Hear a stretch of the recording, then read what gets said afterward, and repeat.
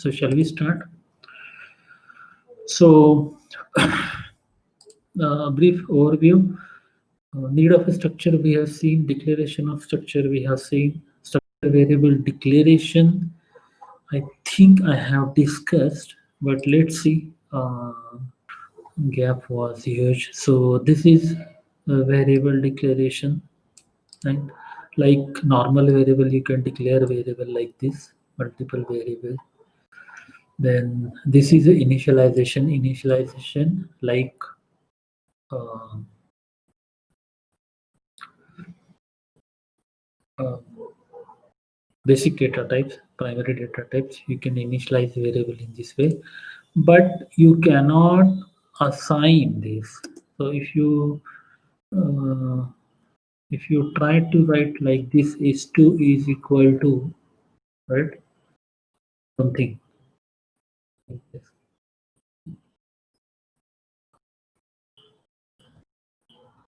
You cannot write like this.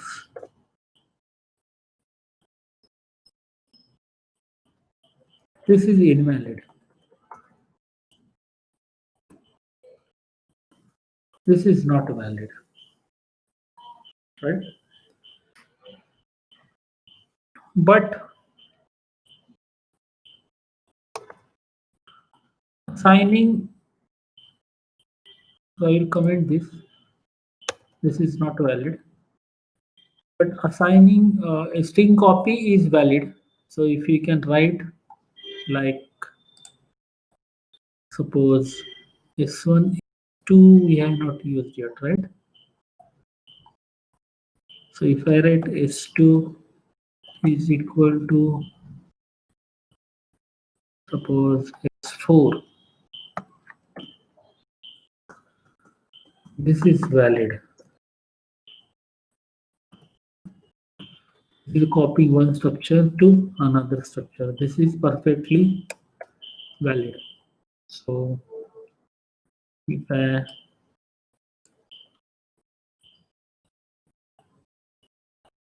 compile this program,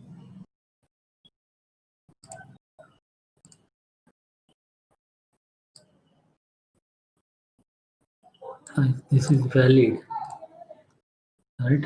So this is the same, right? Contents of S2 because contents of S4 have been copied to S2, right? This is valid. Another member-wise copy is there, right? Copying member-wise one structure to another. So if you want to pay member-wise copy, then uh, you have to write that. Suppose I want to copy of contents of S1 to S3, right? You have to write.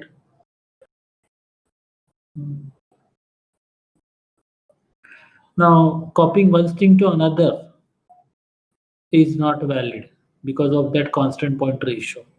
So while copying one string to another, you have to call that function a string copy. So you have to write strcpy, right? And we want to the target string s1 dot what is that?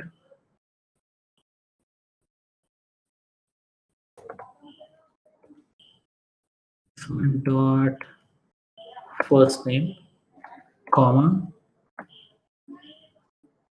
and no, we want to S1 to S3. We want to copy S1 to S3. So here S3 must be there. S3 dot, and here S1 dot first name. Okay. Because this is a what we can say member wise copy. Likewise, S3 dot here not family name. Is it first name, right?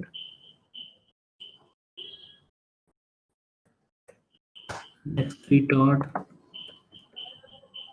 family name, comma, one dot. That help doesn't come automatically, immediately. I think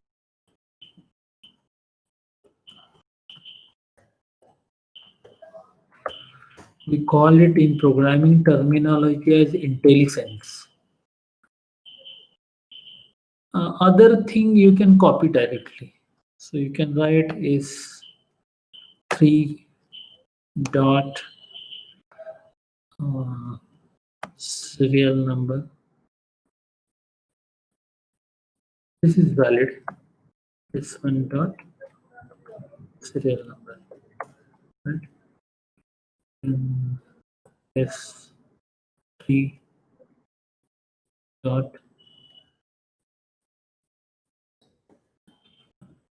phone number is equal to S1 dot phone number. This is valid. City again you have to copy. So S3 dot S3 dot city comma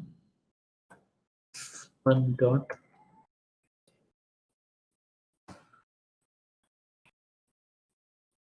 The rest you can copy again S3 dot B date equal to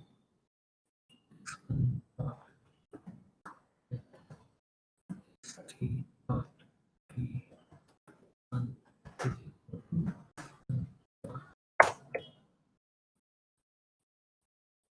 B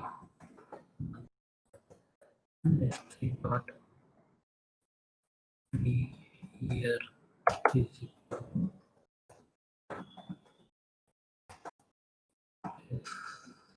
S1 dot year. So this is the member wise copy.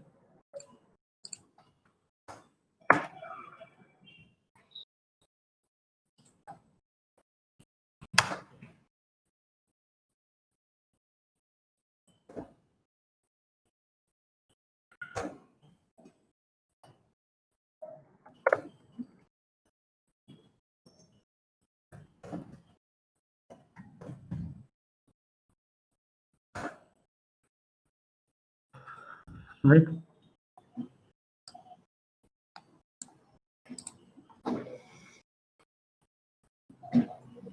So this is member wise copy. Right?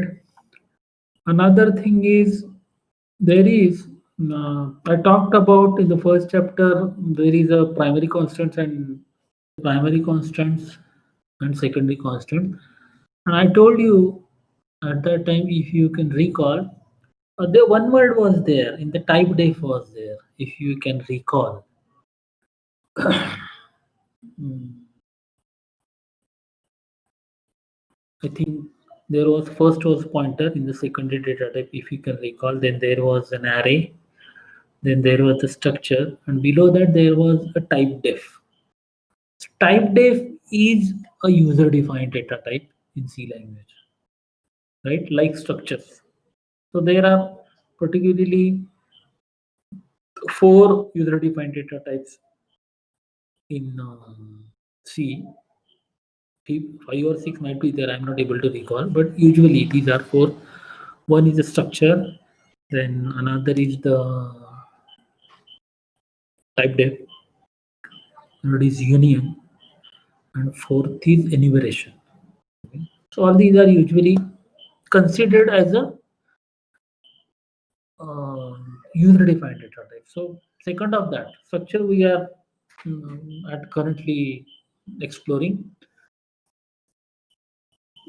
Students many time use type def along with the structure only, but that should not be there because no, that is a kind of trend I think, or you can see a convention as but not necessary. You can type def, you can use type def wherever you want, because it is a user defined data type.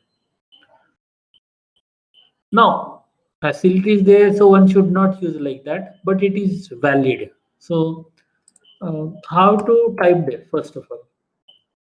So there is a keyword type def. That is a keyword you see. First of all, how this word is formed? Type def. So we can say like defining your own type is type def. Defining your own type. That's it.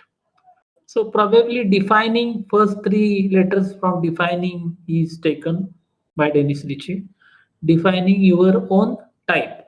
So first four letters, and they have made that keyword. So type def. Now suppose I want to declare some variable as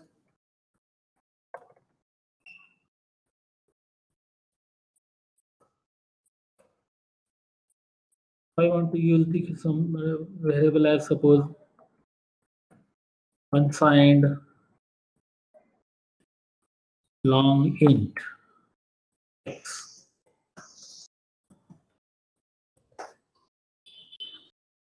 right?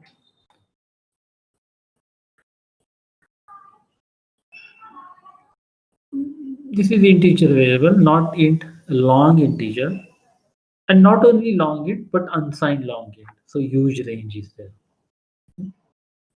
Only positive numbers.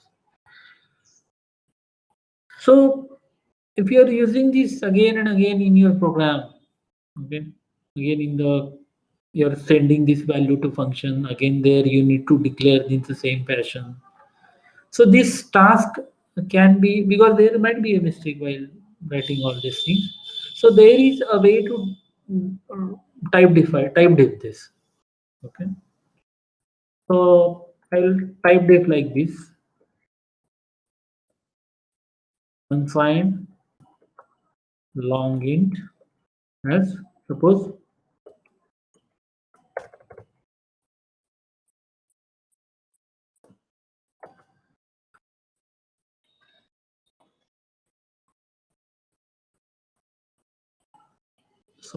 I declare as uint, right? So you can declare variable as uint. That's it. Right? We are telling the compiler that I'm going to use my own type for this type. That's it. Right? So if you compile this, what is this? You can write like unsigned ULINT. That's it. Unsigned long integer. Right? So this is valid. So wherever you can use that now, ULINTX, ULINTY, whatever. Okay, you send this in the formal argument again, use the ULINT. That is valid. See, this is not basically macro. I have not taught you the preprocessor relative, but this is not a macro. So basically, this is information intimation to the compiler, so that compiler treats this as a user-defined data. But this is not used. I mean, library developers have used this uh, everywhere, right? Rather, they have exploited this feature by library developers of C language or even Java or C++. Inside library, suppose you pip in, you will get everywhere this type def. Type def you will see everywhere, right? Right.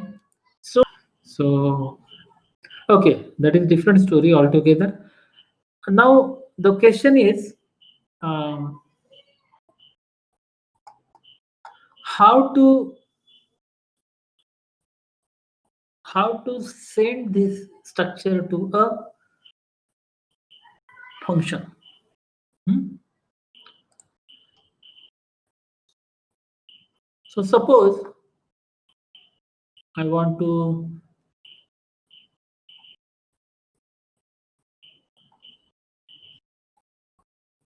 send this structure to structure variable, which I can send suppose is to anything.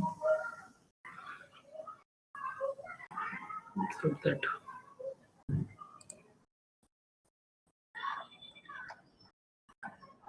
suppose I will declare one variable here.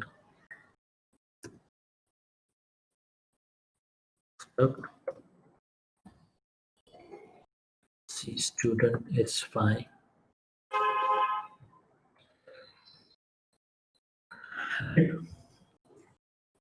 and I will copy some contents. I will copy and print that in the other function. Okay? We will go step by step. So S5 is equal to suppose S3.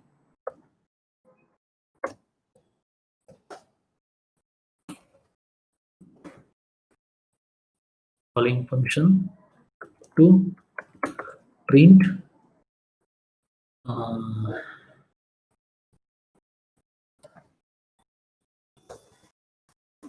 information of 5.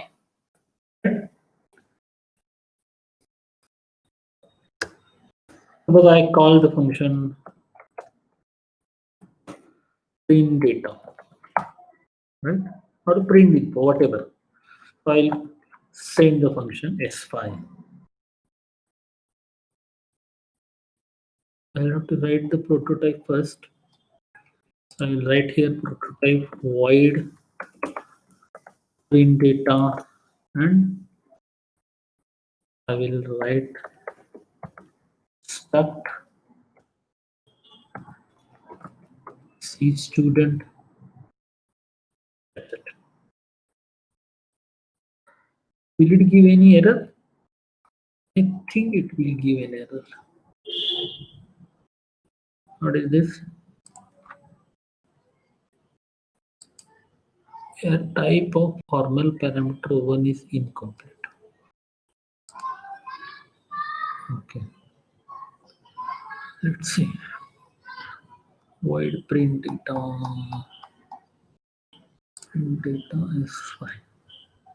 Now the question is first of all, you are declaring a prototype here, right? But uh, compiler doesn't understand this because this is yet not declared. This is declared after this inside main function, right? After that, no. Let's see. I can solve this issue using this struct C student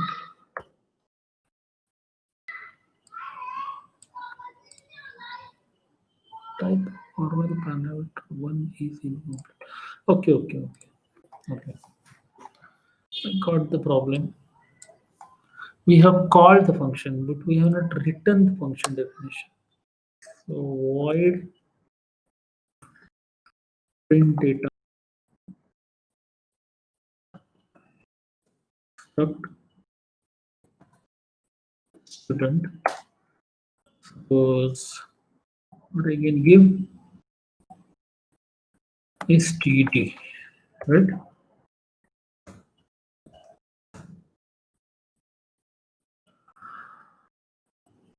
So I can write all this, copy paste inside this, and what is the error? Okay.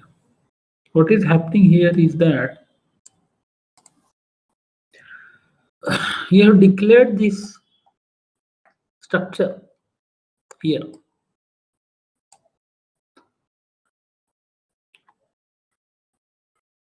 And it is like no, hmm,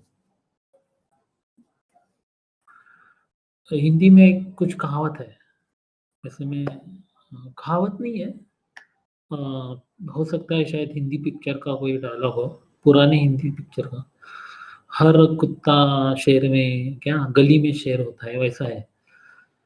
what happens actually, this is declared inside main function, so its scope is limited to main function,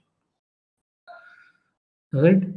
Its that scope is limited to this function, so you can use that no variable and all these things inside that function only. Other function doesn't recognize this structure, so that is the reason structure is always defined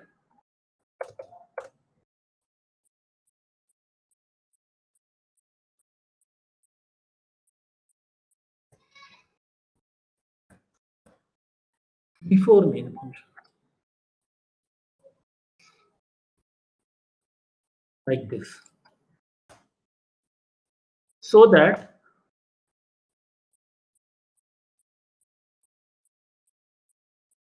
it should solve our problem, so that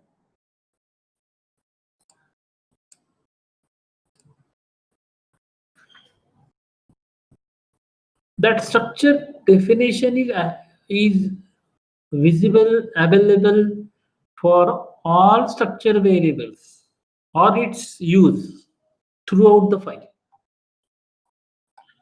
Now, since this is at the this is called a file scope.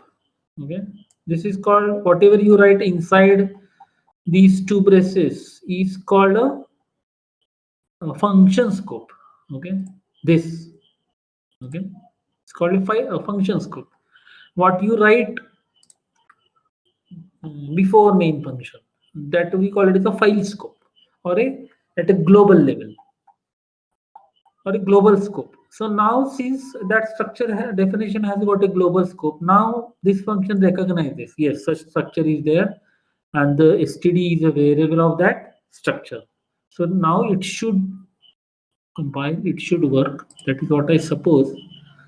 But compiler doesn't work on what programmer suppose. Programmer always suppose that he is right. So I should thank compiler, right? So this is how structure is sent to the this thing. Lot of information is there. Okay, we need to give some flag here. Enter printing information in other function, right? So that we come to know what is happening there.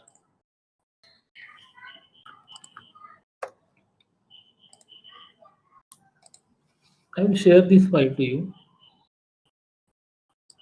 So this is basically sending structure to the function. But friends, sending structure to a function basically uh, consumes lot of overheads. What do you mean by overheads? Overheads is in day-to-day life, like some expenses we call them as overheads. If I mean, if Ditika is working in company, Shivaji is also working in some company, so then they are more aware about overheads. Overheads are such expenses which can be reduced without affecting the output. That is what that we call as the overhead. Now, basically for system, sending this structure as it is, or as a value, we can say calling function by value. So we are calling this function by value. Why? Because you are sending this variable as a value. We are not sending address or anything like that. We are sending as it is. So what happens? What happens? So if you can remember, we send the string as a base address always. That is the advantage. We send an array, so we send the base address. So if suppose there is an array of 200 elements, right? 800 bytes, suppose 200 elements, integer of 200 elements. So 800 bytes will be there, right? Allocation of maybe 800 bytes. But if you send that array, send that base address, okay, for accessing that array, you are sending base address. That means only 4 bytes you are sending to the function. And in the function formal argument, you are collecting in a pointer variable, that is integer pointer.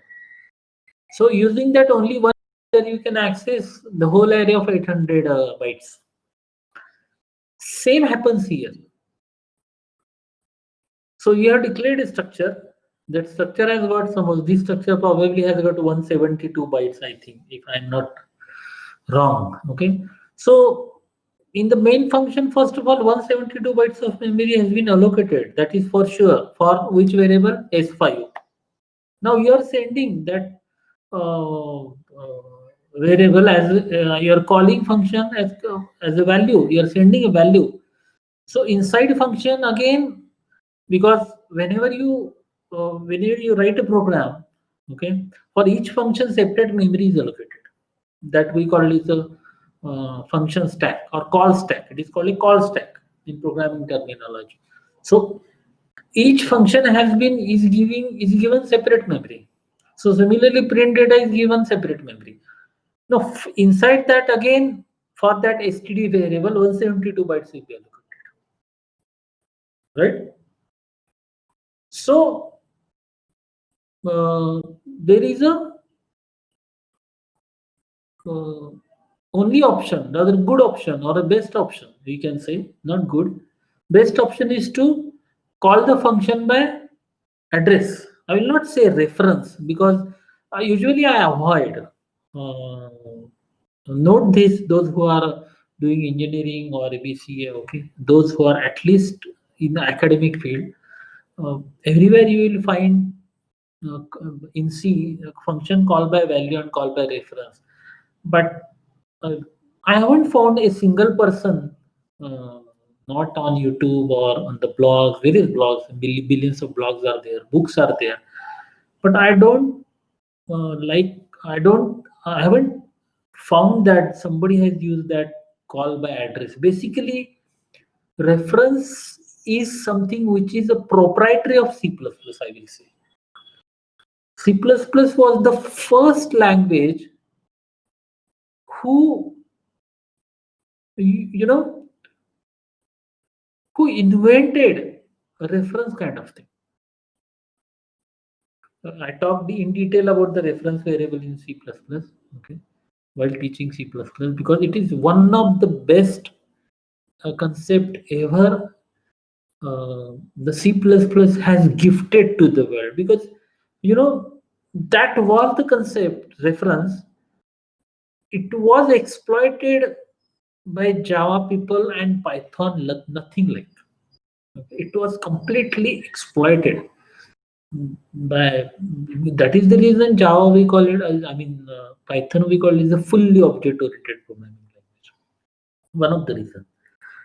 So what we use objects in Java, C++, Python. These are basically reference. In C, we should not use these words. So at least you are my student. Don't use these words. I cannot tell the whole world that reference is the wrong word. Okay? Basically, it is a call by address because you are sending an address. So let's try to send address. Okay? I will not use the same function since if I delete this, I make changes in this. Uh, I need to copy this file again, create another file because I want to send this to you. So I will create another function. I will say not print data. I will say print. I want to check one thing. Let me play along with this. Huh? First of all, just thought of this. What if I write here? Does it work? Yeah, I wanted to tell this to you. Yeah, it worked.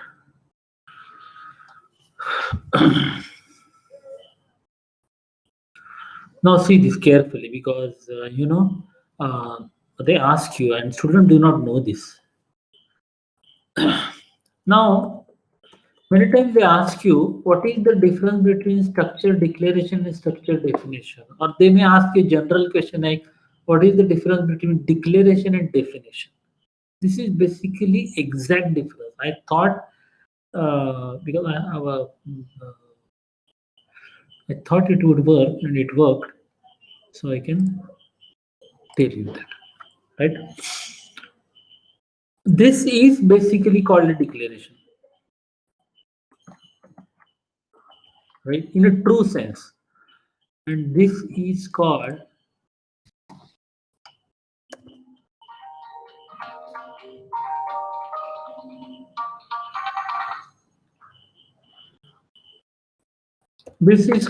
a structure definition, right? Now, this is also called sometimes. Okay, it is not just called declaration; it is also called as a forward declaration. Called a forward declaration. Why? Because each time this sequence cannot be managed, right? This is just single structure, right? This is just single structure, but it may happen that multiple structures are there and no multiple functions are there, and in functions are there, so they prototypes at the top, and each of that prototype may contain that uh, structure variable as an argument. So this will definitely become a complex nature, right? So at the beginning, if you have you're going to declare some structure, you're going to declare some define some structures. Their forward declaration is given at the beginning, right? Like this is a forward declaration. C students. So this is it to the compiler. You are saying that definition will appear elsewhere, but till that moment, consider this C student as a my structure. That's it. So that's why that error disappeared, right? Otherwise, if you check and check, even when we didn't write this, you got an error. Why error? Because this is not recognized by the compiler. So this statement is only for all those statements which will have a reference to this user defined structure, but till or before actual structure definition. So wherever you have used this, suppose I'm writing here function as void print info, right? Struct student, because I'm going to write one more, right? I'll write here star, right?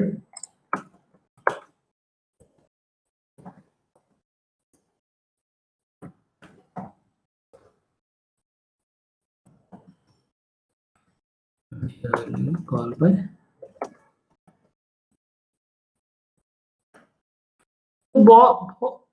for compiler to process these two test statements, this the data type compiler doesn't they do not know because structure definition is yet to be processed. So this we call it the forward declaration, and this is actually a structure definition. Got that? Okay. So this print info,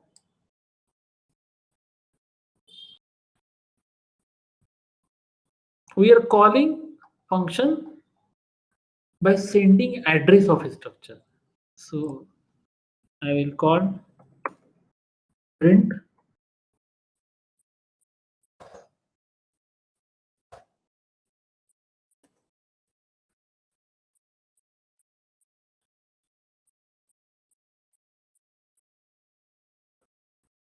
Print info.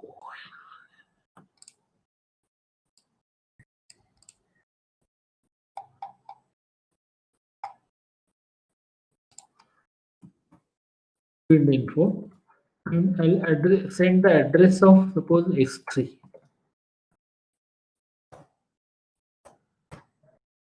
I'm sending address of a structure variable S3. Right? Not here call function to print information of S3. Okay. And function call by value.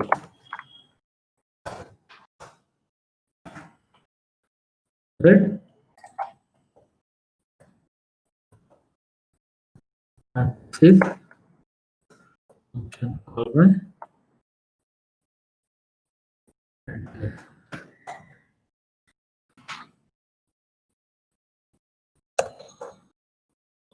I will write another function here so that void print info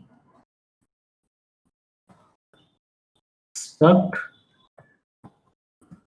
C student. It is a pointer. It is a pointer of a structure. Here is a pointer of a structure. Right? So how we can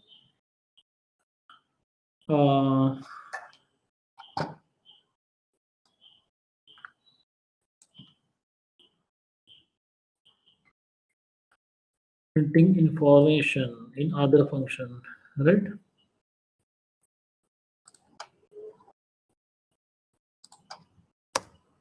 Right. Something so that we understand.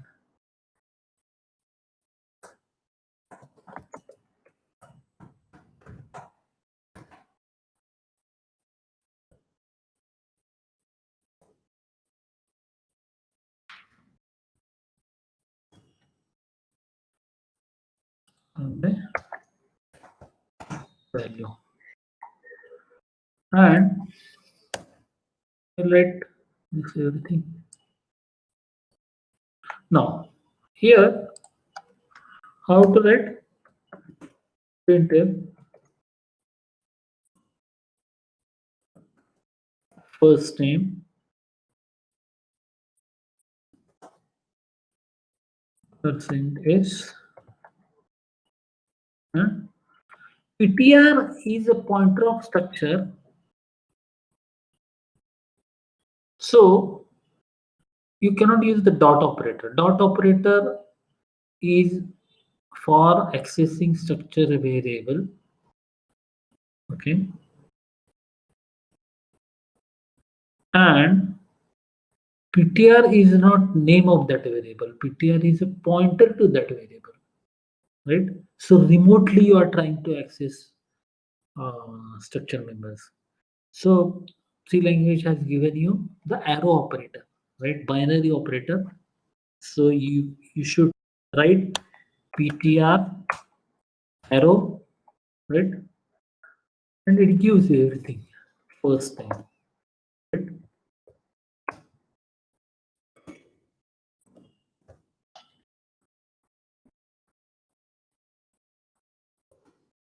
Family name is equal to %s/n, right? ptr arrow family name. So remember this.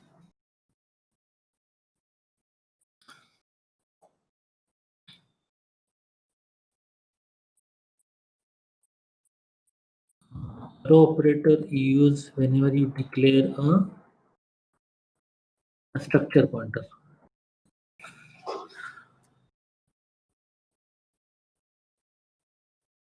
So I haven't confirmed yet, but I think I forgot. But for the arrow operator, they call it a structure operator. I'm a bit confused whether dot operator is called a structure operator or a arrow operator is called. Okay, so just check it on the internet. Or okay, tomorrow I will clarify this. I'm not a bit confused. There is a word structure operator. Basically, it is used for arrow operator, but let's it. I may be wrong, right? My memory doesn't right now support me to recall that. So it is a serial number.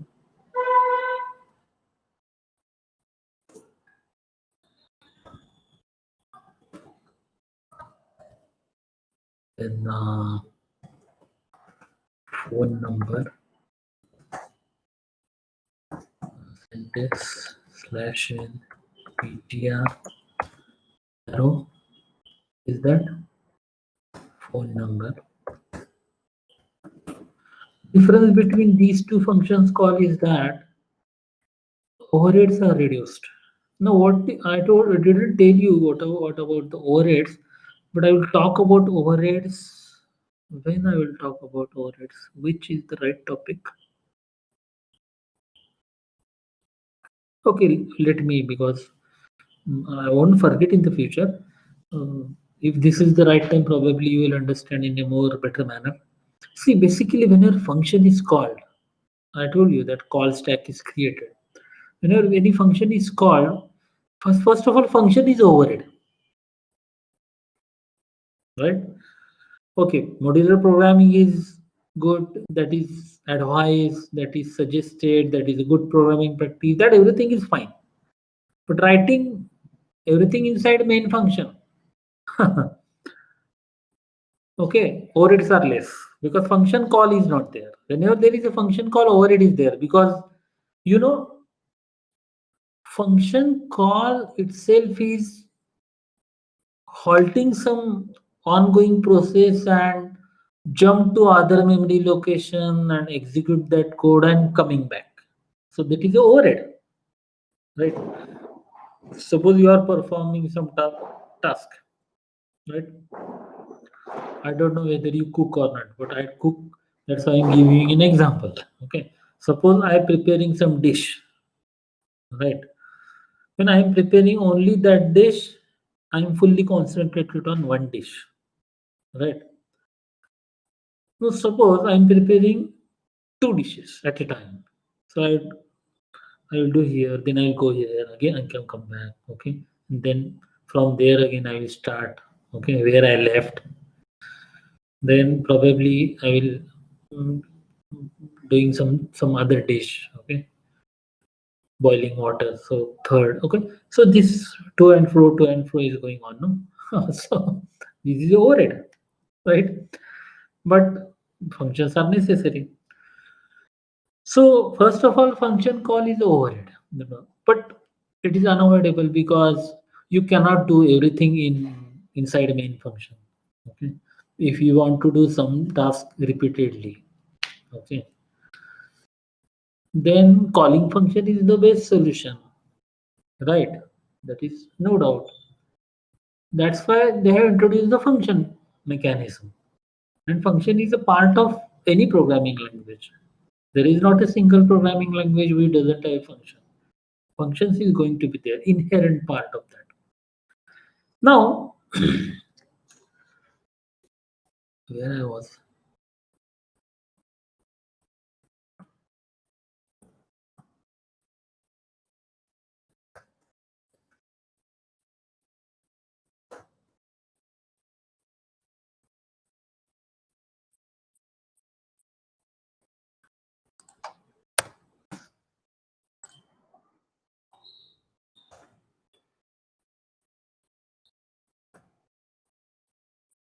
So when function is called, overrides are there. What type of overrides are there? It has to allocate separate memory. Okay. In that function, there are number of variables. So allocate memory for that. Each time it goes, control goes to that. And uh, whichever variables you have sent, right?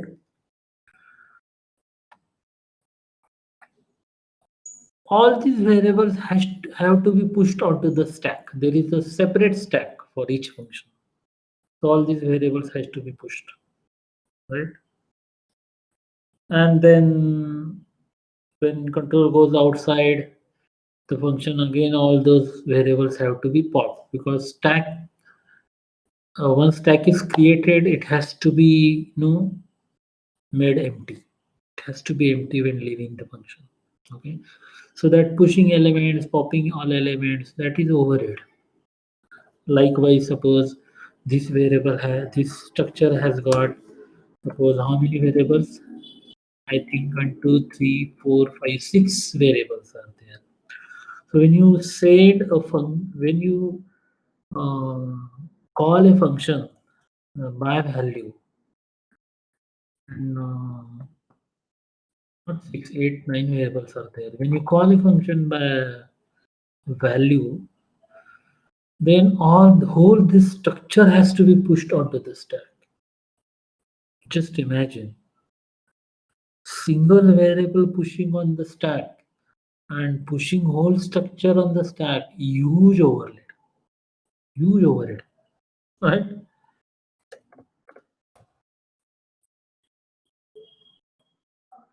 So best solution is use the pointer because pointer will be pushed onto the stack. That's it, right? So very easy. I'll copy this.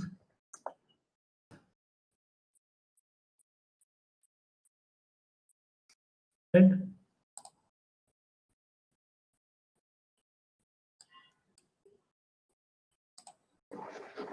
So this is a call by address, right? So sending function to the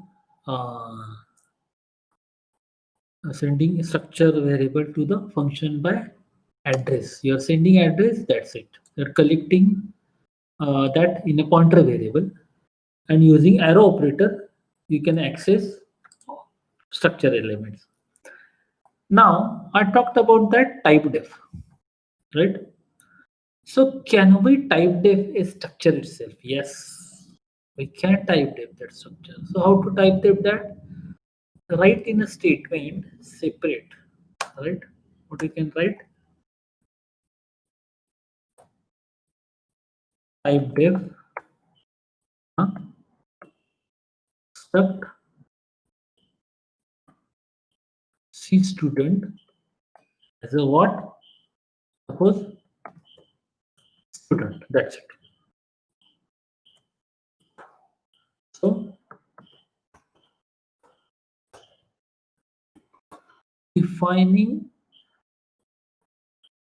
my data type.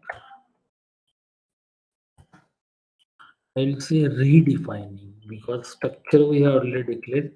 Again, that for structure variable, I am redefining that type. So redefining my data type. That's it.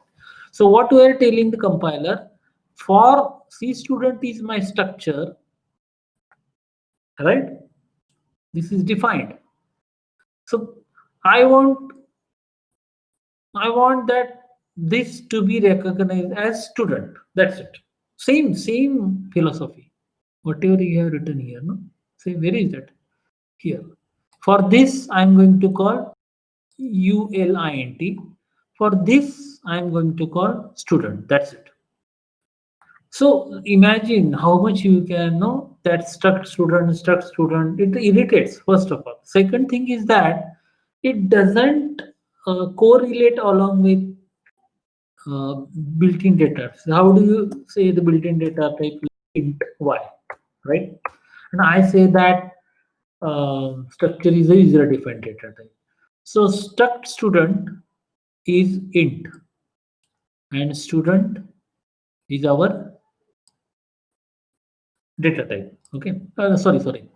Struct student is a data type like int, and this s1 is a name of the variable. So if you correlate this int y along with s1, okay, it is justified. Y is just name of variable which can store integer. S1 is variable which can store information of a student. But where is student? Here is stuck student. Okay, something weird. Okay, so once you type def this structure, everywhere you can write just student. That's it. Right? Student S1. So our theory from the beginning that I want my own data type. I want my own data type. Now this is justified. Student is my data type. That's it. I am going to store information of student. That's it. Right? So this is no fantastic. Student.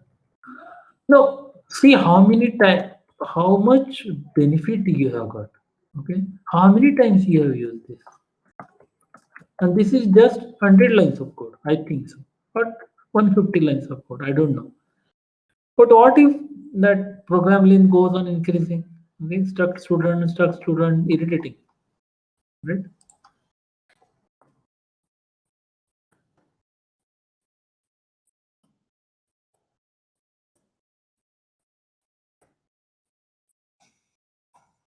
This is good, right? So type defing structure is very important. You can even one can type def pointer as well, right? Normal pointer one can no, many sometimes in some system programming I have heard that they typed def the pointer also. Okay, I haven't used that type def pointer, but even data structure also they type def that. No star somewhere stars. No, lot of is confusion. Okay, students get irritated and they uh, usually I do not use that star. Pointer is pointer. That's it. Play along with the raw pointer. We call it as a raw pointer. You might not have used this term as a raw pointer, but raw pointer term was coined by uh, Bjorn Stroustrup, the inventor of C++. Okay, he coined the term first time, raw pointer. What is raw pointer? Raw pointer is basically pointer in C language. It is raw, complete raw. Okay? So sometime I will show you this how it can be done. I'll type def right in star like